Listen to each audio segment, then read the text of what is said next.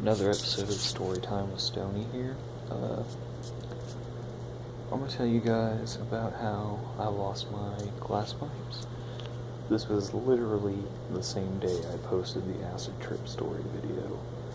So it was the day after I did my acid. Basically, I had these two glass pipes. I had a little yellow one that's maybe this big, so that's not very big. It was like 4 inches. It would burn your nose if you had the pipe too close to your face. So then it was a little yellow one. I named it Mellow Yellow. It was pretty badass. I had this other black and blue one I never used. It was maybe 7 inches long, and it was literally shaped like a 9. Like the bowl was like, it looked like this. Like the bowl was off to the side, and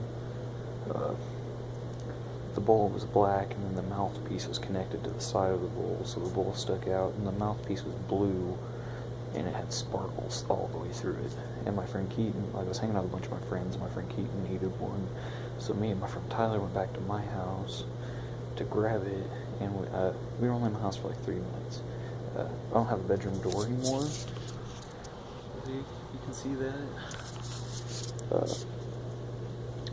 So my mom, she walked in, and I guess Tyler was being real sketchy, like he looked suspicious, and she asked me later, she's like, you better not be doing nothing in your closet. I'm like, oh, I'm not, don't worry about it. And I sold him that pipe, and then my mom sends me a text. She's like, she told me I was a liar, and basically that she had found the yellow one. So she had me ditch it before my dad got home from work, because she didn't want him to know. She was trying to keep me out of trouble. And I our ditch was frozen. We have a ditch right next to our house, and it was frozen, so I walked down in there and I set the pipe gently down on the ice. That way I could go back and get it later. Then my dad came, and I was thinking I was going to get it the next day, but I have a lot of friends that walk through that ditch, and I didn't want anybody to find it and take the pipe, so I went down and grabbed it, and my dumb ass hit it like 4 times. If I would have hit it in the first spot and left for a little while, I would have been fine. Me and my dad had to change a tire because my tire was flat on my car. So I get down in the ditch and I grab it and I set it up on the curb, and you wouldn't have noticed it, nobody would have. And I was like, nah, I don't like that. So I grabbed it, and our mailbox has like a little planter around it, and there's dead plants in it, so I set it down in there. That would have been the best place to leave it, probably. Nobody would have seen it. Then I get sketchy about that, so I grab it, and I'm over by my car trying to figure out where I'm going to set it. And my dad comes outside and sees me shove it in my pocket. And he goes, what'd you do there? And I was like, oh, I was scratching my side. And he goes, no, come here. And I was like, oh, that's probably my gloves. So I pull out my gloves. And he's like, no. And he feels up my pocket and pulls it out. And he's like, you're grounded. So that's how I lost him.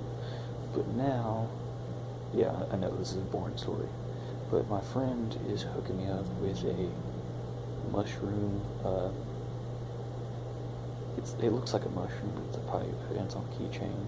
It has 3 parts on it. You unscrew the top, then you unscrew like the rest of the mushroom cap, and you flip it up and you screw it on the side, and it turns into a bowl.